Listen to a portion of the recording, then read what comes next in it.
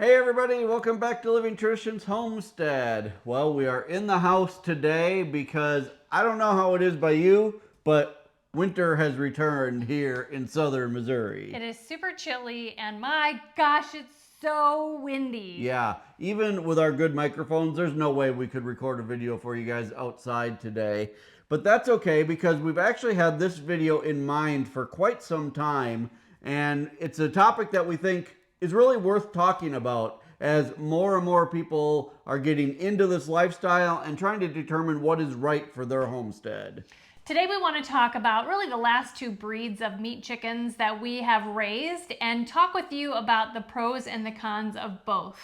And the two breeds that we have raised primarily for meat are the Cornish cross chickens and more recently the American Bresse chickens. We raised the Cornish cross really for about 10 years as our sole meat chicken. There are a lot of pros to the Cornish cross chickens. There are also some cons to the Cornish cross chickens. And then about 2 years ago, we started to raise the American Bresse chickens. And you know what we figured out? There are some pros to the American Bresse chickens, and there are some cons to the American Bresse chickens. And today, we want to talk to you about the pros and cons of each. Now this video isn't to persuade you one way or the other or to tell you, you really should raise this breed over this breed. We really just want to share with you our experiences with both, and to be honest with you, we love both breeds of meat chicken. So let's get into it. We are going to start today with the Cornish cross chicken. This again is the chicken that we raised for over 10 years for meat. We would raise at least one, sometimes two batches per year for our family, normally around 50 or 60 chickens a year for our family. So we want to start with the pros of the Cornish cross chickens because there really are some really good pros to the Cornish cross chickens. The first and foremost, without a doubt, is that they are by far the fastest growing chicken that you will come across. We've raised a lot of different chickens over the years, not only just like dual purpose chickens, but for meat, and nothing compares to the growth rate of the Cornish cross chicken. We were able to raise a year's worth of chickens in 8 weeks. Right. From delivery, Right. from the hatchery, baby chicks, to butcher day in 8 weeks. And sometimes people are able to do that faster depending on the size of chicken you want as your end product. Right. Yeah. So to be able to raise an entire year's worth of meat in 8 weeks, you guys, that is the second huge pro. So the nice thing about them being done in about 8 weeks is basically it's kind of like once and done, and you don't need to keep those chickens around like all year round. Right. Yeah. You just fill up your freezer and you're done. You can move on to other things, gardening or whatever it is that keeps you busy the rest of the year. Right. Now, while we're on how fast they grow, I think it's also important to talk about the fact that their feed conversion, the amount of feed that you need to put into them to get a certain amount of meat, is again unmatchable. It's right up there with how fast they grow. They convert feed into meat very quickly, which is why they get done so fast. You won't find another chicken, even the American Bresse, who has as good of a feed conversion as the Cornish cross chickens. Right. And because they are done in 8 weeks and harvested in 8 weeks, really they're a very young animal at butcher age. And because of that, their meat is very, very tender when you actually cook it and prepare it for you and your family. Right. It's much more what people are used to these days. Right. People these days aren't used to a tougher meat, which comes from an older bird. Right. So the Cornish cross is a lot more like what people are used to getting in a store or at a restaurant. Another pro for the Cornish cross chickens is that you don't need an incubator. Right. You don't need like that extra investment in a piece of equipment for your homestead because it's just easy. You just order online or call a hatchery and order when you want them to be delivered, and they show up as chicks and you just go from there. Right. They are very easy to get. They're inexpensive for the most part, and you can get them from just about any hatchery. Different hatcheries have just a little bit different variety of the Cornish cross. So you find one that works for you, and we always ordered every year from the same hatchery. Right. And the raising of Cornish cross can be a little bit easier also than other breeds because they grow so fast. And they get so kind of bulky and heavy so quickly, they don't fly well. And that means that they are easy to raise in a chicken tractor. So if you have limited space or you just prefer to raise them in a tractor style situation, the Cornish cross are by far the easiest to raise in that environment. And that's why you see people like Joel Salatin, on a big scale, raising the Cornish cross. For honestly, all of these reasons that we just talked about, Right. They're a good bird if you're going strictly for meat production. And if we were in the meat raising business, we would absolutely raise Cornish cross chickens to sell. Right. If from a business standpoint, they make absolutely the most sense. Yes. But that's not to say there aren't some cons to the Cornish cross as well, because there definitely are some cons, and some of them we consider pretty big for what we're doing here on our homestead. The main reason why we transitioned away from the Cornish cross chicken to the American Bresse chicken is that the Cornish cross cannot reproduce. Right. And if there is a point in time where we cannot get Cornish cross chickens from a hatchery, we really feel like that's a huge hiccup in like the purpose of us living this life. Right. It's a vulnerability for Absolutely. sure. It could be a big disruption to our meat supply if suddenly we couldn't get one of the main things we wanted for meat. Right. So along the same lines, the fact that they can't reproduce, they don't lay eggs. They will not survive long-term on a homestead. Now, I know there's always the anomalies, and somewhere in the comments, someone will leave a comment that they raised a Cornish cross chicken for 12 years and it laid 100 eggs a day for the entire 12 years. But let me tell you, the Cornish cross chickens are a three-way cross of chicken. So you cannot reproduce that on your homestead. Occasionally, yes, there are those oddities where people have gotten a Cornish cross to lay an egg, but that's not normal and it's not a sustainable meat source for your homestead. So they are not a dual-purpose chicken, which to us is a big con. Right. The other thing is that Cornish cross can eat so much so fast that they can develop health issues. Right. There really is a particular feeding program that you want to have Cornish cross on, and that is sometimes kind of like disrupting. I think that's a con, that you can't just like, here's your feed, eat. You have to have them kind of on a regimented schedule. Right. Especially if you maybe still have a job in town where you're not home to work with them as often, because they do need to be fed like 12 hours on, 12 hours off. So that is definitely a con for sure. Along with that, in that same kind of boat, is that they really need to be moved every single day. Especially, I mean, maybe not for the first couple weeks. When we raised them, we kept them indoors for 3 weeks and then outside on pasture after that. But really, you guys, when you have like 25 or 50 of them in a tractor, they need to be moved every single day. And again, if you have a busy life and that's not something you're able to do, then the Cornish cross may not be the best bird for you, because let me tell you, they are a messy, messy bird. They are messy, and actually in our experience, once you get to the last week or two, we actually move them twice a day. Right. Because they're bigger birds, they're eating a ton of feed, they produce a lot of poop, and we want they drink a ton. They do, and we want that environment to be clean for them, so at the end we end up moving them twice a day, and that's a lot of extra work. Right, it really is. But again, the main con for us with the Cornish cross was the fact that you really have no food security long term with them. Yes, you can fill up your freezer in 8 weeks, but when that freezer full of meat is gone, your food is gone. Where with a dual purpose breed like the American Bresse, you just kind of have them there all the time and you can raise them as you want them. All right, so let's switch gears to the American Bresse chickens. This is a breed that now we're heading into our 3rd year of raising, and to be honest, we've fallen in love with them. They have turned out to be a very good chicken for us in a lot of ways. But again, just like the Cornish cross, there are some cons to them as well that we want to talk to you guys about today, because we really do want to always give you a true picture of what you're getting into when you start something new. So let's start with the pros of the American Bresse, just like we did with the Cornish cross. First of all, the American Bresse chickens are a dual purpose chicken. They really are a true dual purpose, which means you can keep them for producing eggs for your family, but you can also hatch out chicks and raise them for meat.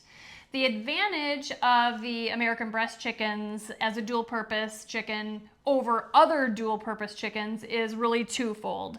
They lay faster than other dual purpose chickens, and they become like butcher size faster than other dual purpose chickens. Now, we have raised other dual purpose chickens in the past, like Buff Orpingtons and Barred Rocks and some of the other ones that were supposed to be good dual purpose chickens, and we never felt like they really lived up. But the American Bresse, they absolutely live up to all the hype that you hear about them. Right. They generally will start laying at about 16 weeks, and they will 16 to 20 weeks, and they'll be ready for butchering at about 16 weeks also.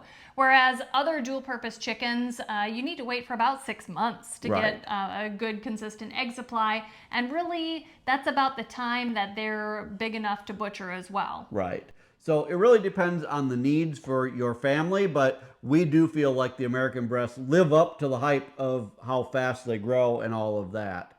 Now, along those same lines, because they're a dual purpose chicken, they're sustainable. They will reproduce on their own. You don't need to order them from a hatchery every year. You can just collect your own eggs as long as you have a rooster and some hens. You can bring them in and you can incubate them, and then you can raise those chicks up for your year's meat supply. But the American Bresse hens, they do go broody. Now, we haven't allowed them to hatch out their own eggs yet, but that is something that we were actually just talking about recently, that we'd like them to go ahead and do that this year, just to make sure we know that they're going to be great moms. Right. Now, if you're new to chickens and you don't know what broody means they sit on their eggs and they'll hatch them out themselves. Right. Now, I can tell you from someone who likes to control things a little more, I personally would rather collect the eggs and put them in an incubator, because then I know they're going to hatch. Where we've had chickens sit on eggs for 2 weeks and then just get up and leave, and all of those eggs die. Mm-hmm. So if you're like me and want to make sure that they're going to hatch, then I would say collect them and put them in an incubator. But like this summer, we're going to allow them to hatch them or try to hatch them, but we'll also incubate them. Absolutely. So we know we get the meat that we need for our family. The other nice thing about the American Bresse chickens is that they're great foragers. Right. Which like means really good foragers. Yeah, which means like in the end, you can feed them less. Right, especially your breeders. Yes. Now, when you're raising them for meat, you do want to feed them a lot because, hey, let's face it, you want to get them to grow as fast as you can. Mm-hmm. But our breeders, the ones we keep around just for eggs, they're out foraging all day long. Right, but even the meat birds, they are foraging. They love bugs. Oh, they'll for run sure. After them. Absolutely. Yeah.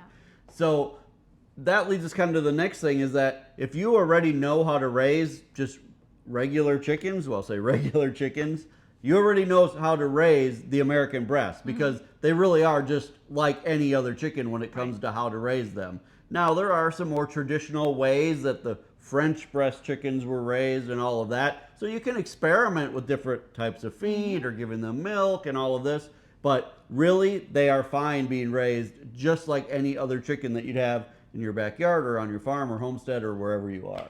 Right, and in general, they have less health problems than the Cornish cross chickens. Sure. You know, they're not growing so fast. There's less, leg problems. They're not, having cardiac issues because of their growth rate. Right. They grow quickly for a dual-purpose chicken, but not so quickly that not too quickly. Yeah, it doesn't affect their health. So the overall reason that we started raising the American Bresse, though, was the food security aspect. We wanted a chicken here on our homestead that was good for eggs, just as good for meat, and that we could reproduce here ourselves. And the American Bresse really does fit all of those boxes for us. And on top of all of that, the meat of the American Bresse chickens is absolutely fantastic.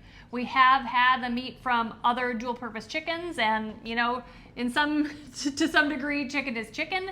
But the American Bresse meat was very flavorful and very good. Right. I think that's because really there's kind of that sweet spot where they take 16 weeks to get to butcher age, but they're still at 16 weeks old, pretty young. With other ones, you got to let them get to that 6 or 7 month age, and at that point, the meat really is starting to get on the tough side. Right. So I think with the American Bresse, you just kind of butcher them right before the meat starts to get tough, and I think that that's a huge plus for them.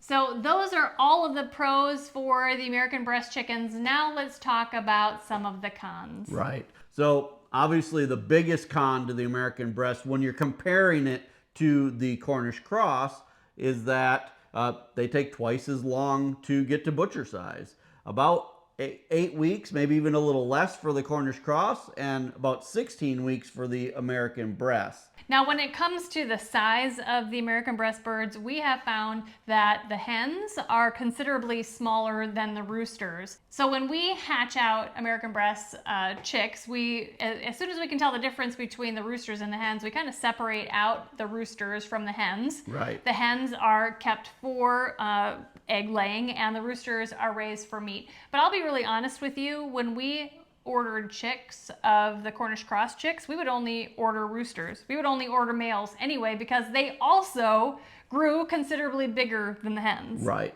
Like what Sarah said, we keep back the roosters, we raise those for meat, and then we either replace some of our old hens, or we use it as an extra source of income here on the homestead and sell the hens and maybe 1 or 2 roosters to other people in our area that want to get into raising the American Bresse. Right. Now, the American Bresse roosters, when you keep them in your permanent flock, they are really best kept as the only rooster. Right. Multiple roosters that are mature together, they seem to fight quite a bit, and that's that's kind of a con. Right. For sure. Now, we've really not had any. We had 1 rooster so far out of all of them that we've raised that came after Sarah a couple times. Never came after me. Came after her a couple times. But other than that, the roosters have been pretty tame with people.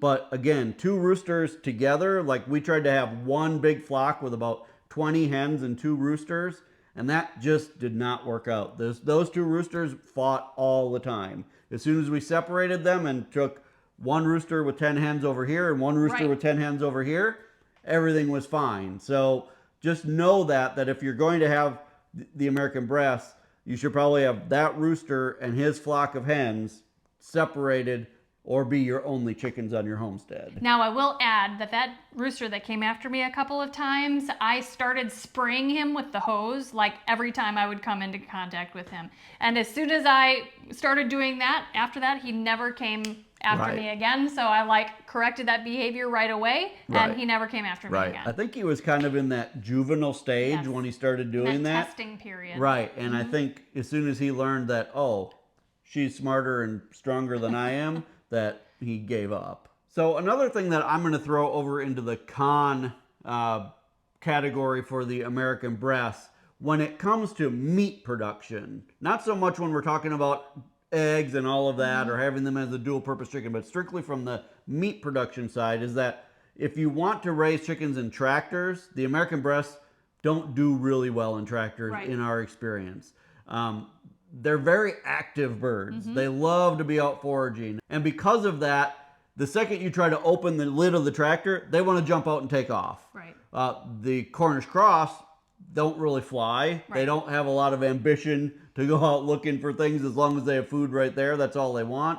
But the American Bresse, they're a high energy bird. Let's put it that way, which we love. That to us, that's not a downside. But if they get out and start running around, you're going to have a heck of a time catching them all and rounding them back up. And the last con that I want to talk about with the American Bresse, it's really an issue with how long you raise them. Right. Now, the American Bresse, as we said, they're butcher age at 16 weeks. But because they take so much longer than the Cornish cross to raise up to butcher size, it's easy to kind of forget how old they are and let them go too long. And once they're past that 16-week age, they do start getting a little bit more tough. So if you lose track of time and you actually butcher them at 24 weeks rather than 16 weeks, the meat is going to be more tough. And I only say that because that is a mistake we may have made, and others can make. It's not a fault of the breed itself. Right. It's the fault of us raising them. Right. And it's, that's true of any animal. The older the animal gets, the tougher the meat is going to be. The younger you can process an animal, whether it's pigs or cows or anything else, the better that meat is going to be. So again, yeah, you're right. It's not a downside of the chicken, but it is like, it's easy to just get busy and be like, oh darn, those are, a month past due. Right. And that's easier to do for the American Bresse than the Cornish, because the Cornish at 8 weeks, they're big. And like, if you continue feeding them, they're just going to get bigger and bigger and more health issues. And to be honest, you guys, because the Cornish are so messy, by 8 weeks old, you're ready to get rid of them. You don't want to keep them around anymore. What is the day? Right. It's got to be coming up. Right. Yeah. But honestly, the American Bresse, they're a joy to raise. They really are a joy to raise. Right. So there you go. Those are what we feel are the pros and cons to both the American Bresse and the Cornish cross chickens. Now, like Sarah said at the beginning of this video, we didn't do this video to try to persuade people one way or another. To be honest, I don't know if there is a true winner in these two. It really depends what your purpose is for raising them. When we started raising the American Bresse and kind of switched away from the Cornish cross, we said all along that this doesn't mean we'll never raise the Cornish cross again. In fact, there's a good chance we will raise the Cornish cross again. But we have really enjoyed raising the American Bresse, and knowing that we have that added food security of having them here all the time really has been a good thing for our homestead. Well, you guys, we hope you enjoyed spending a little bit of time with us talking about the differences between these two really great chicken breeds. If you are enjoying videos like this, we would love for you to hit the subscribe button. And remember, the best way you can help us here on the homestead is just to share our videos on your social media.